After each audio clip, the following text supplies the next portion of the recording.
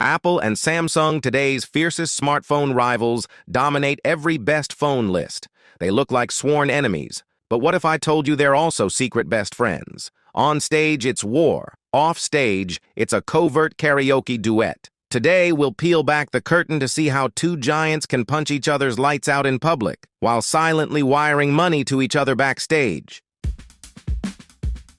Apple and Samsung trading places at the top of the smartphone world, quarter after quarter, year after year. From 2021 to 2025, it's a constant seesaw. One quarter, Apple pulls ahead with a new iPhone launch.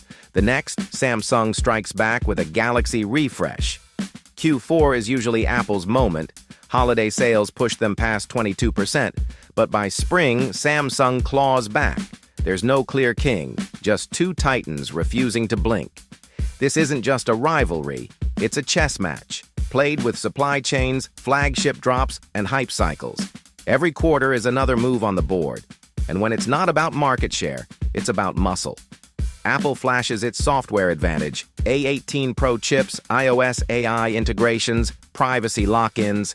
Samsung fires back with raw hardware, 200-megapixel cameras, foldables, S Pens that scribble like tablets. Apple promises it just works. Samsung says you get it all. And while the fans argue online, these two keep dropping bombs.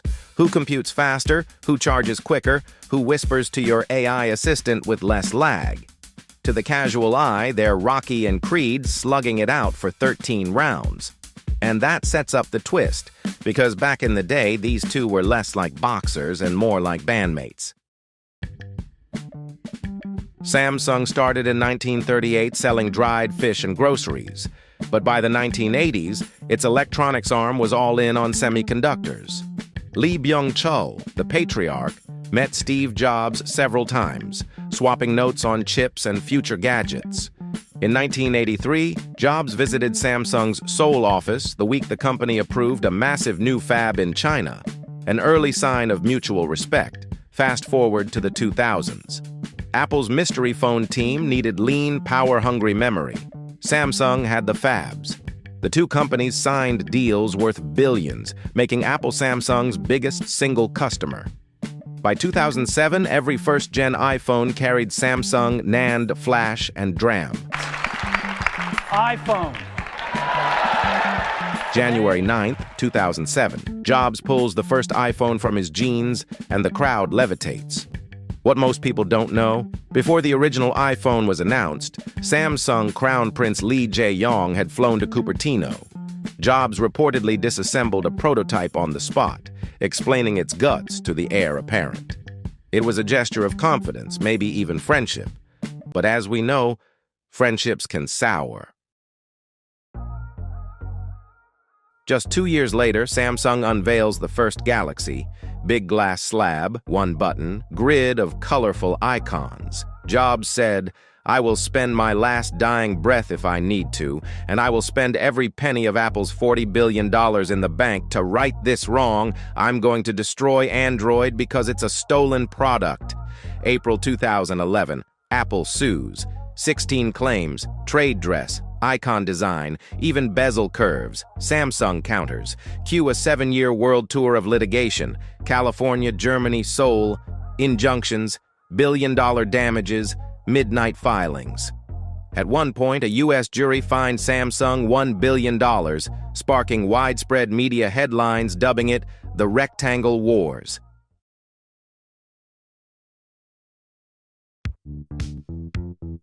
On June 27, 2018, the companies quietly agreed to settle and close the lawsuit chapters. No public victories, no $1 billion verdicts.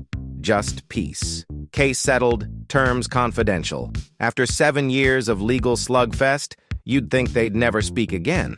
But you'd be wrong. Samsung still builds the most expensive bits inside Apple's flagships. Take iPhone X. The dazzling OLED, NAND, and memory chips were all Samsung-made. Analysts estimate Samsung pocketed $110 for every iPhone X sold. Multiply by roughly 130 million units, and you get about $14 billion, more than Samsung earned supplying its own Galaxy S8. Apple needs high-volume, high-quality parts. Samsung needs Apple's mega orders. Take either out and the other bleeds. Apple fanboys love to mock Samsung as a copycat on screens Samsung built. While Apple and Samsung fought for the top, China quietly took the field. By Q1 2025, Chinese smartphone makers Xiaomi, Oppo, and Vivo collectively held nearly 29% of the global market. That's more than Apple, more than Samsung. And they're not slowing down. Their secret sauce? Flagship-grade cameras at half the price, and launch parties streamed on TikTok. Oddly, outside pressure nudged the frenemies closer. New Samsung Smart TVs ship with Apple TV app and AirPlay built in. So, after peeking behind the curtain, where do you stand? Team Apple for the seamless ecosystem? Team Samsung for bleeding-edge hardware? Or are you secretly eyeing those challenger Chinese brands? Drop your pick in the comments.